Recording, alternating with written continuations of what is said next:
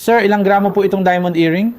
Sir, itong diamond earring na to ay 0.76 na gramo lang, sir. Kulang sa 1 gramo. Ito ay 18 karat na Italian jewelry, magandang brilyante. Lahat ng aming diamond jewelry ay may sertipiko, ha? Oh, alin ang sertifikado? IGI certified. Ipapakita ko ang sertipiko mamaya. Halika. Oh. Dito makikita ninyo ang sertipikado, magandang sertipiko.